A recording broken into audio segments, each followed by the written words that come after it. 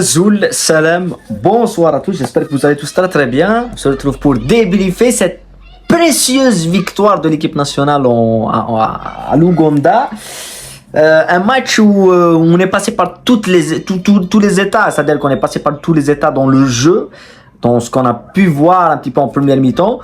Mais en deuxième mi-temps, on a vu une autre chose. C'est ce qui est surprenant et je pense que là, on va parler des tops et des flops, on va parler de Petkovic, on va parler de ce qu'on a vu en première mi-temps qui nous a surpris et de ce qu'on a vu en deuxième mi-temps, cette victoire 2-1 de l'équipe nationale face à l'Ouganda. Donc avant de commencer le débrief, n'oubliez pas de liker et de vous abonner au maximum à la chaîne. Je vais commencer par la première chose qui pour moi, une équipe à deux visages, une équipe à deux mi-temps. Une première mi-temps où une erreur assez de débutant, on va dire une nouvelle fois, Mendy, qui est capitaine en l'absence de Brahimi, qui pour moi n'est pas le capitaine. Brahimi a été meilleur capitaine comme ça, on ne sait pas pourquoi. Avec une compo qui n'a pas vraiment beaucoup changé, la rentrée de Medeni titulaire, pas le Ait Nouri, Ben Nassar qui rentre pour une fois en titulaire avec Amoura et Bounjah. Awar titulaire aussi. Donc on a vu une équipe qui s'est un petit peu changée, pas vraiment beaucoup, surtout la rentrée des trois joueurs qui sont venus en deuxième mi-temps. Ben Nassar n'était pas venu en deuxième mi-temps face à la Guinée. Là on a vu Awar, Amoura, Bounjah et Ben Nassar. Donc on s'est dit qu'on allait voir quelque chose d'autre, qu'on allait voir peut-être beaucoup plus d'intensité, beaucoup plus de rythme. Et malheureusement, l'entame du match est mauvaise. L'entame de match est très mauvaise. Ça te met directement dans le doute. C'est-à-dire que la première mi-temps, elle est une suite de mauvais choix. Mais au-delà de ça, tu sors d'un match où t'étais, on va dire, complètement aspiré, tactiquement, techniquement, sur tous les plans par l'équipe de la Guinée. Tu te retrouves face à l'Ouganda qui a vu ton match face à la Guinée, qui s'est dit on va mettre de la pression, on va rentrer dans le dur et on va le rentrer dedans. Et c'est ce qu'ils ont fait. On a souffert terriblement de ça. Donc, ce but-là a vraiment mis le doute. On a vu une première mi-temps, l'une des pires premières mi-temps de l'équipe nationale, je pense. On a vu en Coupe d'Afrique des mauvais choix.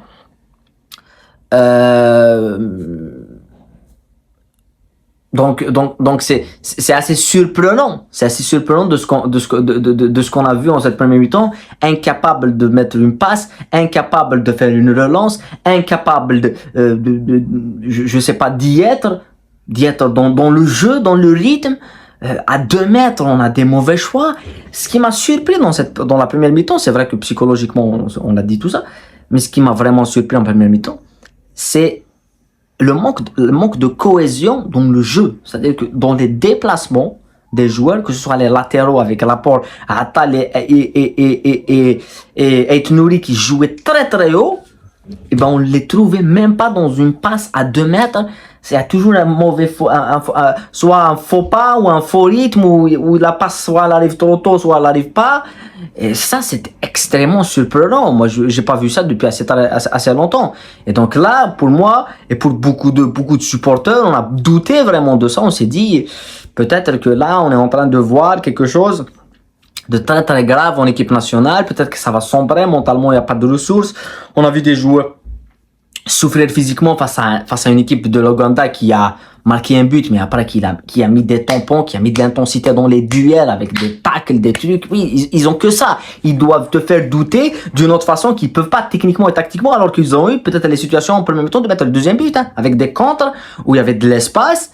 Et ils ont pas réussi à faire ça. La seule frappe de l'équipe nationale arrive en fin de la dernière minute du temps additionnel.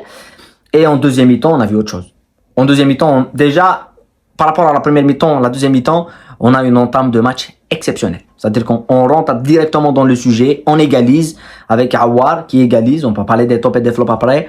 Et après, t'as une autre équipe. T'as des espaces, mais t'as une autre équipe. T'as une autre équipe dans le jeu, t'as une autre équipe dans l'envie, t'as une autre équipe dans dans l'utilisation des situations avec ce deuxième but de Amoura qui percute, qui élimine, le défenseur qui chute, passe, Barrahma dribble. Si c'était Bounjah, il l'aurait raté, ça c'est officiel. Barrahma but, tac, but, deuxième but. Et puis on a vu une équipe plus combative, plus compacte, parce que le match a différemment changé. Donc c'est surprenant dans la première et la deuxième mi-temps de voir deux visages complètement différents dans l'attitude, ce qu'on n'avait pas vu en premier mi-temps en termes de passes, juste à 2 mètres, il les rate. En deuxième mi-temps, on a vu l'utilisation de l'espace, on a vu une bonne utilisation du ballon avec et sans ballon, défensivement et offensivement. Donc il faut travailler sur cette deuxième mi-temps. Moi je pense que en deuxième mi-temps il a accompli beaucoup de choses Petkovic, surtout qu'en deuxième mi-temps on égalise très très tôt. Je pense que c'est ça aussi qui change le match, comme ça a compliqué la première mi-temps le fait d'encaisser le premier but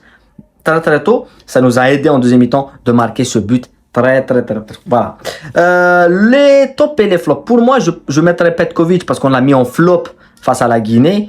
Si l'équipe change à la mi-temps, l'entraîneur il est pour quelque chose. On ne peut pas dire que l'entraîneur n'a rien fait. Il a fait des mauvais choix face à la Guinée, des très mauvais choix, surtout dans ses changements. Et comme il veut pas changer de système, il a gardé le même milieu. Là, en deuxième mi-temps, on voit autre chose. On voit de la combativité, du jeu, du rythme, de l'intensité. Donc Petkovic, pour moi, il a gagné ce match-là. C'est lui qui le gagne, c'est sa première victoire match officiel à l'extérieur, et ça c'est très intéressant. L'Ouganda ou notre équipe en Afrique, il n'y a plus de petites, il n'y a plus de grandes équipes. Voilà. Tout le monde se vaut. Awar, il m'a épaté aujourd'hui. Moi, je connais Awar, c'est un bon joueur et tout. Je me suis dit, il connaît pas l'Afrique, ça va être difficile pour lui. Aujourd'hui, et les gens ils disent non, il doit accélérer. Non, Awar c'est quelqu'un qui contrôle le tempo. C'est pas un joueur qui accélère le rythme. Awar c'est du même style que Cherki ou Nabil Faqir. C'est l'école lyonnaise dans le milieu offensif. C'est des joueurs très trapus, un petit peu collés à la terre. Et c'est des joueurs qui vont pas vite. Ils vont pas vite. Mais c'est des joueurs techniquement qui sont là, qui peuvent servir, qui peuvent enchaîner, dribbler, trouver l'espace, la lecture du jeu. Et c'est là où il était très précis en deuxième mi-temps. Garder le ballon et marquer ce premier but qu'il a mis. Il a mis déjà des buts, mais celui-là, je pense qu'il est très important dans ce match-là. Donc Awar dans les tops. Amoura, depuis longtemps qu'on l'attend. Titulaire, on le voit titulaire. Il est là. Il est source de danger continue, c'est une chose à dire. Et Barrahma qui marque une nouvelle fois. Deuxième match, c'est lui qui marque. Et parce que si c'était Bounjah, il aurait raté cette occasion-là. Voilà. Donc, pour moi, les flops, évidemment, Mendy, il n'y a pas de surprise. Mendy, le match que fait Mendy, mais il est horrible. Les latéraux, ils ont un petit peu fait quelque chose. Attal a fait une bonne deuxième mi-temps. Mais c'est pas suffisant. Ait Nouri, on attend beaucoup plus de Ait Nouri.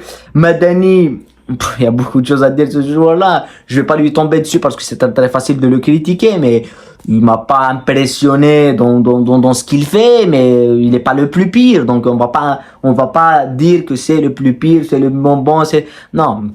Je pense que c'est un match très important qu'il fallait pas perdre. Il fallait surtout gagner. Et l'équipe nationale s'en est sortie avec de l'intensité, de l'envie. Moi, je m'intéresse plus que l'envie y est, parce que je pense que face à la Guinée, ce qui nous a manqué, c'est ça. C'est l'envie et c'est les mauvais choix de Petkovic qui a fait des mauvais choix. Là, on voit qu'il y a des joueurs qui sont titulaires, qui doivent jouer tout le temps. Awar doit jouer. Peut pas le faire sortir. Techniquement, il est au-dessus de beaucoup de joueurs en équipe nationale. Il est au-dessus de Zerouki. Voilà, Zerouki, Awar, on fait jouer qui? Awar tout le temps. Techniquement, dans la vision, ce qu'il fait avec le ballon, il est très précieux. Et on l'a pas vu face à la Guinée. Fait le jouer titulaire. Amoura fait le jouer titulaire tout le temps. Voilà. Après, la charnière défensive, c'est le chantier qu'il faut régler le plus vite possible. En tous les cas, on va revenir sur ce match-là. On va revenir sur les déclarations de Petkovic, puisque ces deux matchs-là nous ont un petit peu montré on va dire les secteurs où ils doivent s'améliorer et les bonnes choses que Petkovic a vraiment changé. Voilà. Prenez soin de vous, la paix sur vous, les tops, les flops. On se retrouve.